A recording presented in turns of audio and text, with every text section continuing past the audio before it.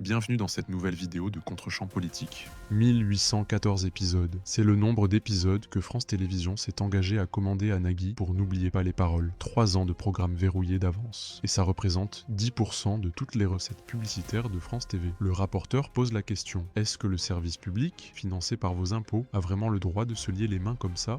Ce qui se passe à l'Assemblée vous concerne, abonnez-vous, on vous montre tout. On a reçu les directeurs des unités de production de France Télévisions pour une audition de cette commission d'enquête il y a quelques semaines, et j'ai posé une question à Madame Redamiel, qui est donc la directrice des jeux et du divertissement pour France Télévisions. Je lui ai demandé s'il y avait des engagements, notamment avec des producteurs ou des animateurs producteurs, des engagements pluriannuels pour certains jeux. Je posais la question notamment pour Nagui, qui est l'un des animateurs producteurs phares de jeux et de divertissement sur le service public. Madame Redamiel, au début, m'a dit non, il n'y a pas vraiment de clause pluriannuelle. Ensuite, il y a d'autres personnes qui sont intervenues qui ont dit si, parfois, il arrive qu'il y ait des clauses pluriannuelles. Dans cette audition, j'ai cru comprendre que vous expliquiez qu'il y avait bien des clauses pluriannuelles, enfin des engagements en tout cas pluriannuels.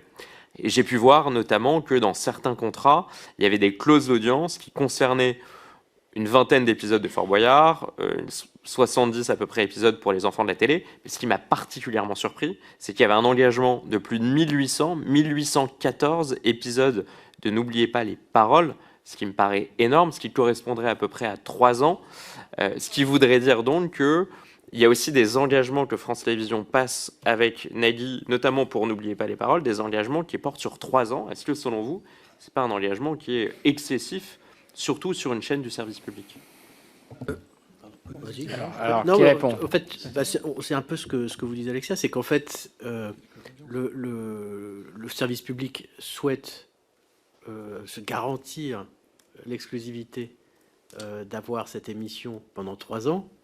En revanche, il est protégé par une clause d'audience qui fait que si nous, on est engagé à la produire pendant 3 ans, mais le service public n'est plus engagé si le seuil d'audience n'est pas atteint. Donc finalement, c'est un système qui est assez logique et qui va avec la pluriannualité.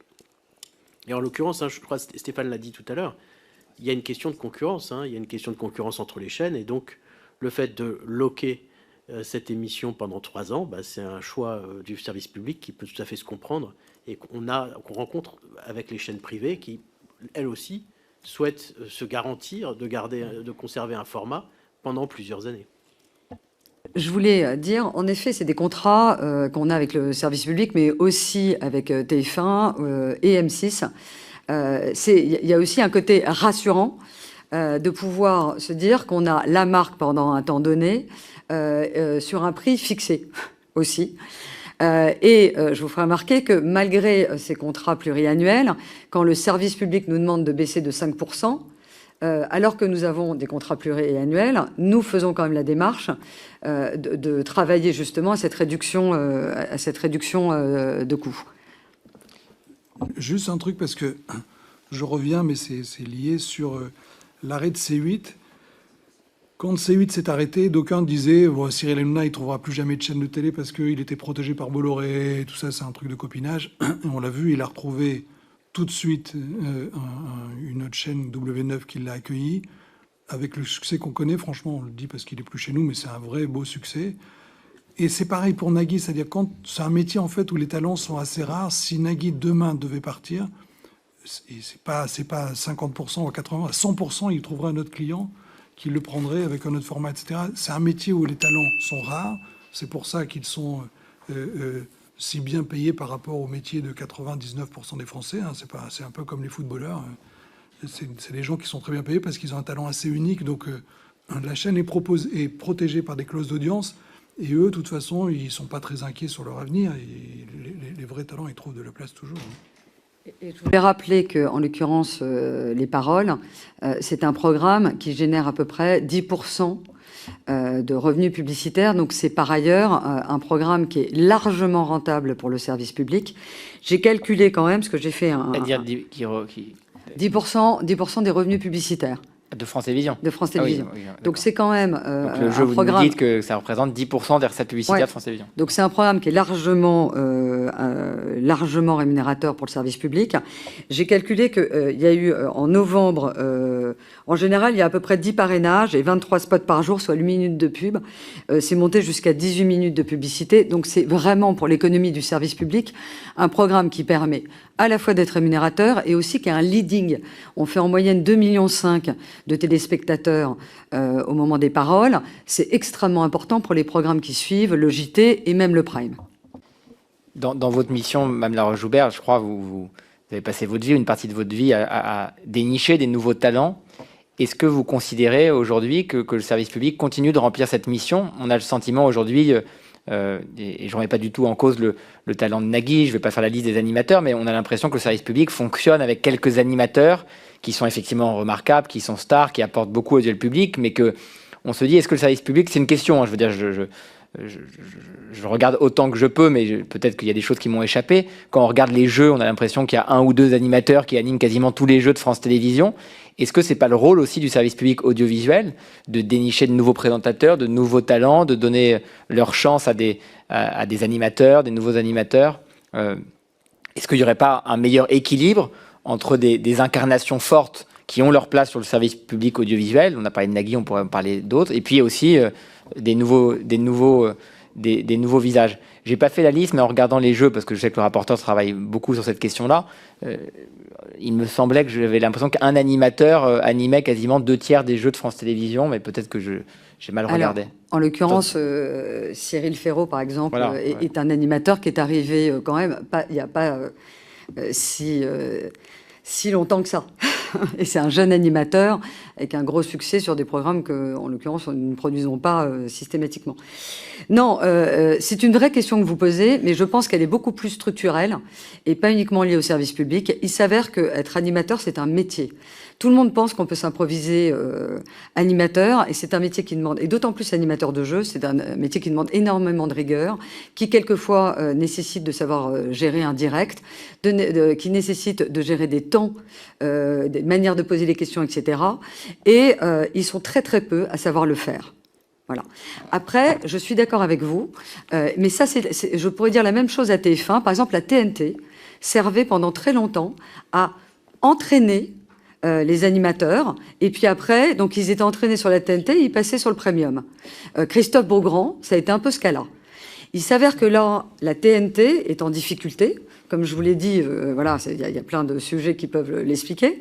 Mais entre autres, la TNT est en difficulté. Donc, même sur les chaînes privées, vous avez Nikos, Denis, etc. Et peut-être qu'il y a un problème de renouvellement. Je pense que ça... Pardon, je vous interromps. Est-ce que ça vous est arrivé, par exemple, de proposer des nouveaux formats, des nouveaux contenus, en disant là, on pourrait proposer à un jeune animateur, une jeune animatrice, et on vous dit non, il faut prendre une valeur sûre, pardon, cette expression. Sur le service public, il y a Sidonie Bonnec, qui n'avait jamais fait de jeu, qui était plutôt un profil magazine, qui est arrivé, et Hélène Manarino, qui venait d'Europe 1, qu'on a mis sur un jeu de TF1 en prime time. Mais c'est une prise de risque pour nous. Franchement, voilà, c'est une prise de risque parce que c'est un visage qui n'est pas automatiquement connu. Il s'avère que ça s'est très bien passé, mais c'est une prise de risque. Et comme vous le savez, c'est un marché qui est extrêmement concurrentiel, extrêmement difficile, où la publicité, malheureusement, quitte un peu le navire. Et donc, mettre quelqu'un de nouveau sur un nouveau concept, c'est multiplier les risques.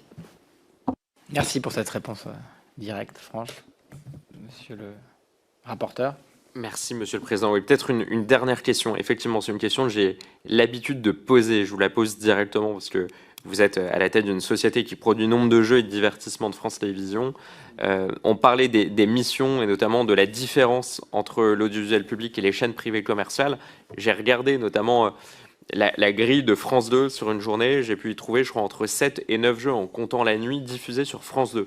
Sur TF1, j'ai vu qu'un seul jeu, c'est les 12 coups de midi, qui a l'air de bien fonctionner. Est-ce que vous avez vraiment le sentiment que l'ADN du service public, c'est de produire et diffuser autant de jeux, qu'on en diffuse un certain nombre, comme Question pour un champion, par exemple, qui rassemble les Français et qui font œuvre, notamment d'émissions un peu de culture générale, je trouve ça normal, mais qu'il y en ait autant, ça peut peut-être poser question. Est-ce que c'est là le sens de la différenciation de l'audiovisuel public par rapport aux chaînes privées commerciales ? Donc comment est-ce que vous inscrivez? Et puis après, bon, je rejoignais la question du président. Est-ce que vous n'avez pas l'impression que ces cases, ces jeux sont trustés par uniquement quelques animateurs producteurs stars? Mais bon, je ne fais que répéter la question que vient de poser le président. Bon, je vous donne ma réponse et d'autres pour en donner la leur. D'abord, moi j'ai grandi devant la télé, j'ai le souvenir des jeux sur le service public, les chiffres et les lettres, les jeux de 20 heures qui s'enchaînaient les uns après les autres. Je ne crois pas que ce soit une nouveauté, et comme l'a dit Stéphane tout à l'heure, c'est des éléments qui sont très fédérateurs, qui marquent des générations et qui sont, je dirais, des marqueurs forts du service public, avec toujours une certaine exigence. N'oubliez pas les paroles, c'est le patrimoine auquel je tiens beaucoup, de variété française, un peu de toutes les époques, qui s'exprime aussi. Deuxième élément de réponse, on voit que ce que disait Alexia est très important. Le service public, il a deux parties. Il y a une partie qui est financée par la publicité, et puis il y a une partie dans laquelle il n'y a pas de publicité. Et l'access prime time, c'est ce que disait Alexia tout à l'heure, est un élément fondamental pour lancer l'audience, y compris sur des périodes où le service public ne répond plus à cette logique de publicité, ne répond plus à cette logique d'audience. Et donc, il y a un équilibre. Encore une fois, ce n'est pas à nous de le définir.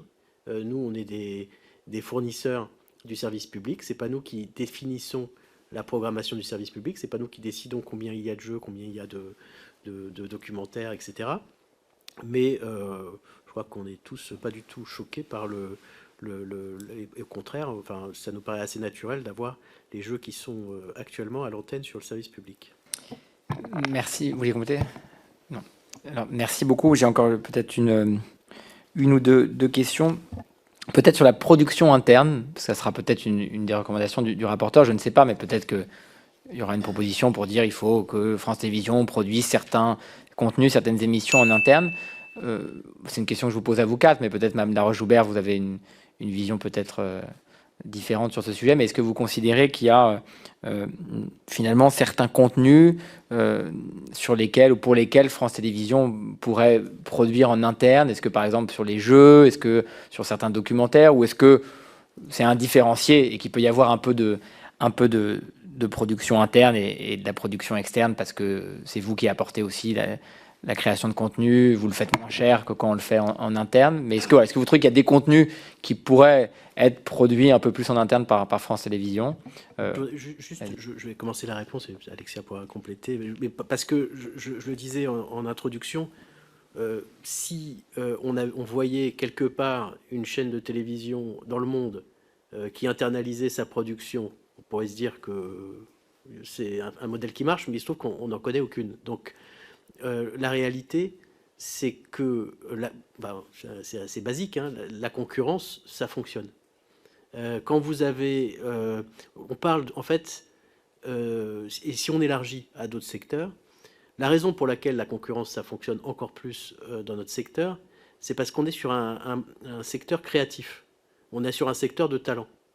Ce que disait Alexia tout à l'heure, dire comment je m'assure que j'ai les bons talents en interne pour avoir les meilleures émissions.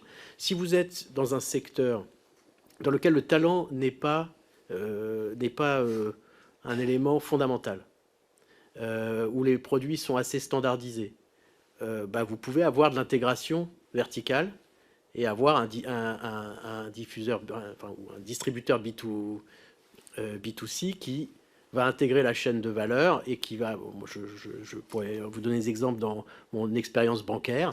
À ce moment-là, vous créez vos propres usines. En fait, si vous avez la capacité de faire des usines, l'usine étant un élément où on reproduit des choses assez standardisées, c'est toujours intéressant à faire parce que vous allez internaliser la marge de l'usine. En revanche, si vous êtes dans un domaine dans lequel le talent fait la différence, la créativité fait la différence, internaliser, ça veut dire que vous vous privez de la totalité des talents et en plus vous ne les mettez pas en concurrence, vous n'êtes pas sûr d'avoir le meilleur produit au meilleur prix. Et encore une fois, Si on le voyait ailleurs dans le monde, un modèle d'internalisation qui a fonctionné, on vous le dirait. Aujourd'hui, c'est pas le cas. Ça ne veut pas dire que certains distributeurs ne sont pas des producteurs importants. Hein. Je parlais d'ITV Studio, BBC Studio et d'autres. Mais ils vendent à tout le monde et ils achètent à tout le monde. Personne n'a fait un système d'usine de production. Merci. C'est pour ça que ma question n'était pas exactement celle-là, parce que je ne suis pas favorable à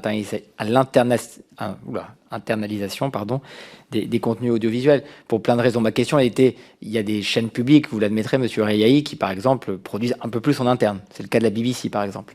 J'ai les chiffres sous les yeux, il y a certaines chaînes publiques qui font un peu plus. C'était une question théorique. Si jamais, je ne suis pas le rapporteur, mais le rapporteur disait, voilà, il faut peut-être rééquilibrer, faire un peu plus de production interne, parce que dans les comparatifs étrangers, on se rend compte que France Télévisions est une des chaînes publiques qui fait le moins en interne. Ça m'intéressait d'avoir votre avis. Peut-être une question plus pour Madame Laroche-Joubert, Monsieur Courby, qui ont été producteurs. Est-ce qu'il y a des contenus pour lesquels France Télévisions pourrait de manière peut-être plus évidente les produire. Voilà, encore une fois, moi je suis attaché à la production externe parce que je pense qu'effectivement, comme vous l'avez dit, Monsieur Riahi, vous apportez aussi de la créativité, des contenus, des formats, et qu'un leader mondial comme vous, en plus, peut essayer de proposer des contenus qui fonctionnent à l'international, les déployer ensuite dans d'autres pays. Donc ça participe aussi de la souveraineté, mais ça m'intéressait peut-être d'avoir votre regard. Alors, il y a deux choses. D'abord, ce débat de production interne, production externe, il est éternel. Moi, j'ai commencé en télé, comme je suis très âgé, il y a 35 ans, et je me souviens de Patrick Lelay, qui n'était pas le plus amical des... très, très, très compétent et très talentueux, mais enfin, c'était pas le meilleur ami des producteurs. Il considérait toujours que c'était des voleurs.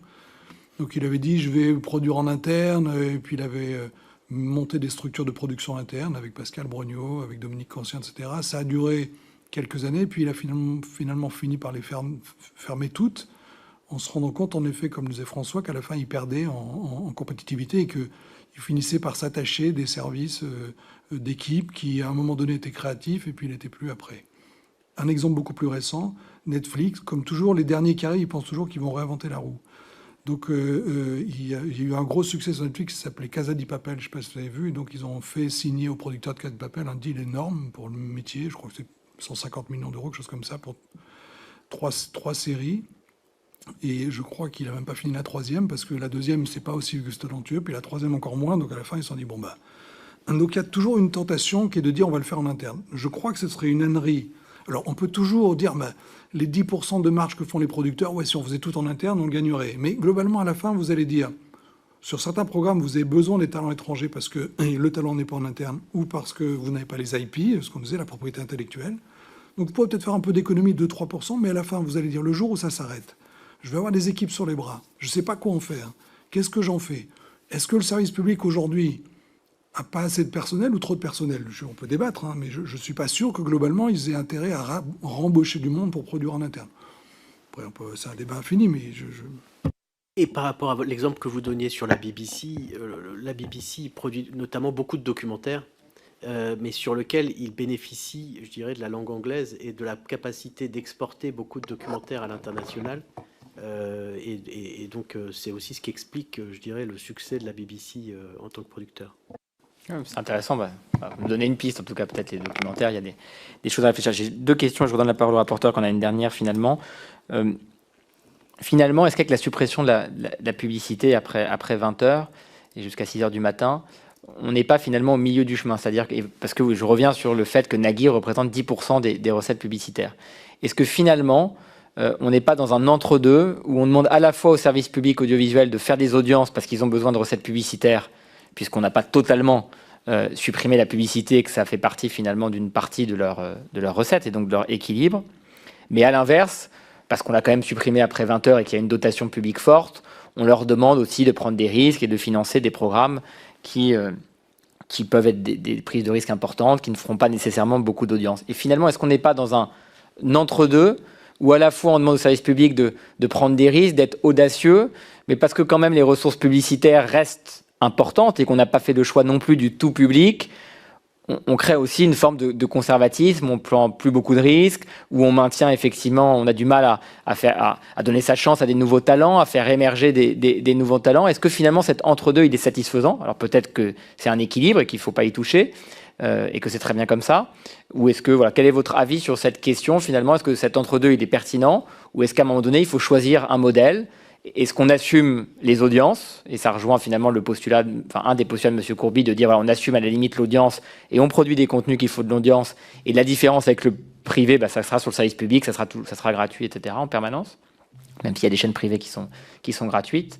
Ou alors, on supprime par exemple définitivement la publicité en disant le service public audiovisuel, sa mission, c'est de proposer non pas des contenus qui font de l'audience, mais des contenus qu'on ne pourrait pas trouver sur le privé, par exemple. Alors, c'est encore une fois plus un avis de citoyen, parce qu'on n'est pas, vraiment en charge de cette question.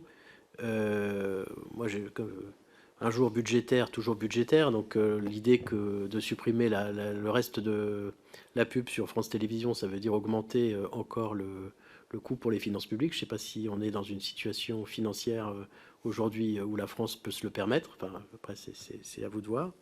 Pas forcément, parce qu'on peut aussi lui demander de faire moins, du coup. Oui, non, mais c'est un vrai débat, mais c'est pas parce que nécessairement, parce qu'il y a toujours ce truc, cette vision en France, ou parce qu'on va donner. Enfin, oui, il y a d'autres manières si on réforme l'audiovisuel public, il y a d'autres manières de fonctionner. Mais bref, je voulais pas vous couper, mais enfin bon, je pense qu'il faut pas. Donc, en tout cas, si on veut financer une grille de programme, soit on passe par la publicité, soit on a des ressources publiques. Donc moins on a de publicité, plus on a de ressources publiques quand même. Et ensuite, moi, mon sentiment, c'est qu'il y a un équilibre aujourd'hui. C'est justement un équilibre dans lequel on a aussi une chaîne qui s'appelle Arte qui est je dirais avec un degré d'exigence beaucoup plus fort que France Télévisions, avec aussi des audiences qui sont plus faibles, mais avec une très bonne qualité de programme, qui s'adresse d'une certaine manière au public. France Télévisions est dans un équilibre, comme le disait Stéphane tout à l'heure, entre la volonté de servir tous les publics et en même temps avec un cahier des charges qui est fixé en accord avec la puissance publique. Donc, je pense qu'il me paraîtrait dangereux c'est peut-être un grand mot, mais de modifier cet équilibre qui finalement fonctionne pas si mal. Merci. Il y a peut-être un autre élément, c'est que la publicité est en train de quitter, on va dire, les chaînes linéaires et historiques pour aller vers d'autres investissements, en l'occurrence qui nourrissent plutôt les Américains que les Français. Donc, si on arrêtait la publicité, j'ai pas peur. Enfin, je ne sais pas si elle irait automatiquement sur TF1 ou sur M6 et si elle n'irait pas plutôt sur YouTube ou sur des plateformes de partage. Non, merci de votre réponse. En fait, moi, ma question, c'est plutôt l'idée de l'entre-deux. C'est-à-dire, à la limite, soit on dit la publicité, on l'assume, et dans ces cas-là, même après 20 heures, soit, puisqu'elle représente plus grand-chose et qu'elle est vouée finalement à diminuer, on change complètement de modèle et on la supprime définitivement. Voilà. Mais vous y avez répondu et je vous remercie tous les deux de manière assez claire. Et peut-être pour conclure, Monsieur Courby, cette question, elle s'adresse peut-être à vous. Je l'ai dit en introduction, on a la chance dans notre pays d'avoir un leader mondial de la production audiovisuelle. Vous êtes le premier producteur pour les plateformes étrangères. On devrait se réjouir qu'un Français soit aujourd'hui un partenaire essentiel des plateformes américaines et leur fournisse des contenus.